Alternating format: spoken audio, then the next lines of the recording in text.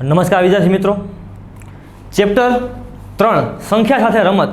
આ ચેપ્ટરની શરૂઆત આપણે ગયા લેક્ચરમાં કરી ચૂક્યા છીએ કે જેની અંદર આપણે અવયવ અને અવયવી શોધતા શીખી ગયા છીએ અને અવયવ અને અવયવીના સામાન્ય ગુણધર્મો છે એના વિશે ભણી ગયા. હવે તો કે અવયવની રીતથી એક અલગ સંખ્યાઓના બે ભાગ પાડી શકાય. કયા કયા? તો કે વિભાજ્ય અને અવિભાજ્ય સંખ્યાઓ. તો વિભાજ્ય અને અવિભાજ્ય સંખ્યા કોને કહેવાય? તો કે આ જે છે એના વિશેની સમજૂતી આપી એક ગ્રીકના ગણિતશાસ્ત્રી એરિટોસ્થેનિસ નામના ગણિતશાસ્ત્રીએ. શું આખી આપી હતી? તો કે વિભાજ્ય સંખ્યા એટલે કેવી સંખ્યા કે જે સંખ્યાઓને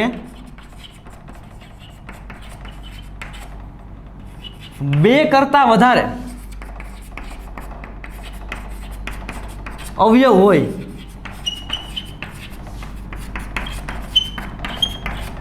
તેવી સંખ્યાઓ વિભાજ્ય સંખ્યાઓ છે.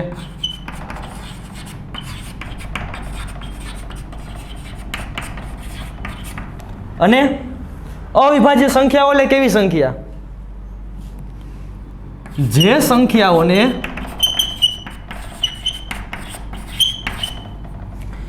માત્ર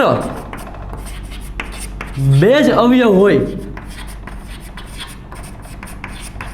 એનો અર્થ કે બે કરતા ઓછા પણ નહીં અને બે કરતા વધુ પણ નહીં.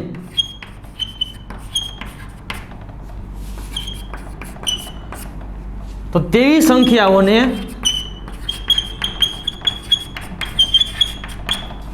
એ અવિભાજ્ય સંખ્યાઓ છે.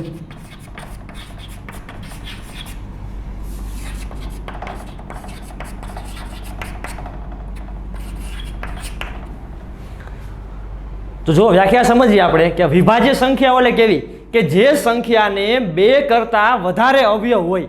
આપણે કોઈ પણ સંખ્યાના અવયવ કઈ રીતે પાડવા એ ગઈ વખતે ભણી ગયા. તો સંખ્યા છે એના બે કરતા વધારે અવયવ હોવા જોઈએ. જેમ કે આપણે કોઈ સંખ્યા છે લઈએ, જેમ કે 4, તો 4ના અવયવ કેટલા થાય? તો કે 4ના અવયવ પડે 1, 2 અને 4. એટલે કે આના બે કરતા વધુ અવયવ છે. જુઓ 1, 2 અને 3, 3 અવયવ થાય છે. પછી આથી કોઈ આગળની સંખ્યા લઈએ, જેમ કે 6 લઈએ તો કે 1, 2, 3, 6, 4 અવયવ મળે. તો આવી સંખ્યા કે જેને બે કરતા વધુ અવયવ હોય, બરાબર, એટલે કે 3 અથવા 3 થી વધુ હોવા જોઈએ. વધુમાં ગમે એટલા હોય ચાલશે, પણ ઓછા હોવા જોઈએ નહીં. પછી અવિભાજ્ય સંખ્યા એટલે કેવી? તો કે જે સંખ્યાઓને માત્ર બે જ અવયવ હોય, માત્ર અને માત્ર બે જ અવયવ હોવા જોઈએ, બે કરતા ઓછાય નહીં, એટલે કે એકય નહીં ચાલે, અને બે કરતા વધુ એટલે કે 3 થી વધુ હોય તોય નહીં ચાલે. પૂરેપૂરા બે જ અવયવ હોવા જોઈએ. ઉદાહરણ લઈએ આપણે કે 3 છે તો 3ના ભાગ પાડીએ. 3 ક્યાં આવે? તો કે 3, 1, 3, 3 ગુણ્યા 1. આ સિવાય 3ના કોઈ બીજા અવયવ મળે નહીં. 3 અને 1 આ બે જ અવયવ છે 3ના, આ સિવાયના કોઈ અવયવ મળી શકતા નથી. પછી 7 લઈએ તો 7 માટે પણ 7 અને 1 બે જ અવયવ મળશે, એના સિવાયના પણ કોઈ અવયવ મળશે નહીં. તો 3 અને 7 કેવી સંખ્યા થાય? અવિભાજ્ય સંખ્યાઓ. હવે આ વ્યાખ્યાઓ છે એના ઉપરથી અમુક નિયમો આપણે લઈએ જે યાદ રાખવાના છે. તો લઈએ એમાં પ્રથમ કે સૌથી નાની અવિભાજ્ય સંખ્યા 2 છે. તમે અવિભાજ્ય સંખ્યાઓ લખવાની શરૂઆત કરો કે એવી સંખ્યા કે જેના ફક્ત અને ફક્ત બે જ અવયવ હોય, તો એ સંખ્યાઓમાં સૌથી નાની એટલે કે સૌથી પહેલા કઈ સંખ્યા આવશે? 2. પછી તો કે 2 પછી છે 3, 5, 7, 11, 13 વગેરે સંખ્યાઓ. પછી સૌથી નાની વિભાજ્ય સંખ્યા કે જેને 3 અથવા 3 થી વધુ એટલે કે બે કરતા વધારે અવયવ હોય એવી સંખ્યા, તો કે એમાં સૌથી નાની સંખ્યા એટલે કે સૌથી પહેલા આવતી એવી સંખ્યા હશે 4. 4 થી નાની એકય સંખ્યા એવી નહીં હોય કે જે વિભાજ્ય હોય, જેના બે કરતા વધુ અવયવ મળે. હવે કોઈકને એવો સવાલ થશે કે સર 1નું શું કરવાનું? કે એકમાં તો ફક્ત 1 ગુણ્યા 1 જ આવે. અને પહેલાં આપણે એવી વાત થઈ હતી કે ક્યારેય પણ વિભાજ્ય કે અવિભાજ્ય સંખ્યા છે એના અવયવ લખીએ તો એક સંખ્યાને એક કરતાં વધુ વખત રિપીટ કરવાની નથી. તો 1 ગુણ્યા 1 કરીએ તો ફક્ત એક જ સંખ્યા મળે. તો કે એમાં પૂરેપૂરા 2 અવયવ નથી, 2 કરતાં વધુય નથી. તો 1 કેવી સંખ્યા બનશે? તો કે 1 એ વિભાજ્ય પણ નથી કે અવિભાજ્ય પણ નથી. 1 નો સમાવેશ 2 માંથી એકેય સંખ્યામાં કરી શકાતો નથી. 1 એ અપવાદરૂપ છે, બધા કરતાં અલગ છે. પછી કે 2 સિવાયની તમામ બેકી સંખ્યા એ કેવી છે? વિભાજ્ય સંખ્યાઓ છે. બેકી સંખ્યાઓ તો આપણે લઈએ કે 2, 4, 6, 8, 10, 12, 14, તો આ બધી સંખ્યાઓ છે એ વિભાજ્ય છે, એના 2 કરતાં વધુ અવયવ છે. પણ 2 એકમાત્ર એવી સંખ્યા છે કે જે બેકી હોવા છતાં અવિભાજ્ય છે, એના 2 થી વધારે અવયવ મળતા નથી. પછી એકી સંખ્યાઓની વાત કરીએ તો તમામ એકી સંખ્યાઓ એ અવિભાજ્ય સંખ્યા નથી.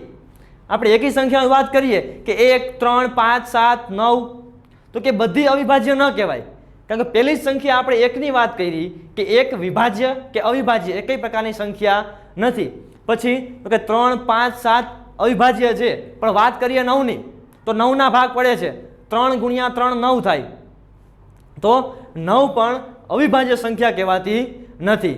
પછી એક મુદ્દો હજી છે સૌથી વધુ યાદ રાખવા જેવો કે અવિભાજ્ય સંખ્યા કે વિભાજ્ય સંખ્યા માટે, સંખ્યા વિભાજ્ય હોય કે અવિભાજ્ય કોઈ પણ સંખ્યા હોય એના માટે, તો કે એનો અવયવ એ સંખ્યા પોતે અને 1. પહેલો અવયવ કયો હોવો જોઈએ? 1. અને જે સંખ્યા છે એ પોતે, આ બંને સંખ્યાના અવયવ છે. એટલે કે તમે કોઈ પણ સંખ્યા ધારી લ્યો તો એના 2 અવયવ તમને મળશે. કયા કયા? તો કે એક તો એ સંખ્યા પોતે હશે. જો તમે 13 લ્યો તો એના અવયવમાં 13 આવશે. પછી તો કે એક હશે, કારણ કે કોઈ પણ સંખ્યાનો 1 થી ગુણાકાર કરો તો એનો જવાબ એ સંખ્યા પોતે મળશે. એટલે કોઈ પણ સંખ્યાને તમે 1 થી ભાગી શકશો. એટલે કે સંખ્યા પોતે અને 1 આ બંને સંખ્યા દરેક સંખ્યાના અવયવ હશે જ. જો આનું ઉદાહરણ આપણે 1 માટે લઈએ તો પહેલો અવયવ એટલે 1 અને બીજું સંખ્યા પોતે, તો એ પણ 1 પોતે જ છે, એટલે એનો અવયવ ફક્ત એક જ મળે છે. તો હવે નિયમો જાણી લીધા પછી એનો ઉપયોગ કરી અને સ્વાધ્યાય 3.2 ના દાખલા શીખી લઈએ. પ્રશ્ન 1, કોઈ પણ 2 એકી સંખ્યાઓનો સરવાળો શું થાય? કોઈ પણ 2 એકી સંખ્યાઓ લઈએ તો એનો સરવાળો કરવાથી શું થાય? તો કે તમે જ્યારે પણ કોઈ પણ 2 એકી સંખ્યા લ્યો તો એ 2 એકી સંખ્યાનો સરવાળો હંમેશા બેકી સંખ્યા મળશે. એનું ઉદાહરણ લખીએ તો ઉદાહરણ તરીકે તો કે 2 એકી સંખ્યા લઈએ એટલે કે 3 + 5 લઈએ તો એનો સરવાળો શું થાય? તો કે 3 + 5 એટલે 8. કેવી સંખ્યા છે? બેકી સંખ્યા. જ્યારે પણ આપણે 2 એકી સંખ્યાનો સરવાળો કરીએ તો એનો જવાબ હંમેશા બેકી સંખ્યા જ આવશે. બીજું કે બેકી સંખ્યાઓનો સરવાળો શું થાય? કોઈ પણ 2 બેકી સંખ્યાઓનો સરવાળો, કોઈ 2 બેકી સંખ્યાને સરવાળો કરો તો એનો જવાબ પણ હંમેશા બેકી સંખ્યા જ મળશે. એનું ઉદાહરણ લઈએ તો 2 બેકી સંખ્યા એટલે 2 + 4 લઈએ, એનો સરવાળાનો જવાબ 6, જે પણ એક બેકી સંખ્યા છે. પછી પ્રશ્ન 2, નીચેના વિધાનો ખરા છે કે ખોટા જણાવો. 1, 3 એકી સંખ્યાઓનો સરવાળો શું થાય? તો આપણે પહેલા અહીંયા જોઈ ગયા કે 2 એકી સંખ્યાનો સરવાળો શું થશે? તો કે 3 + 5 કરો તો 8 આવે, એટલે કે 2 એકી સંખ્યાનો સરવાળો બેકી સંખ્યા થાય.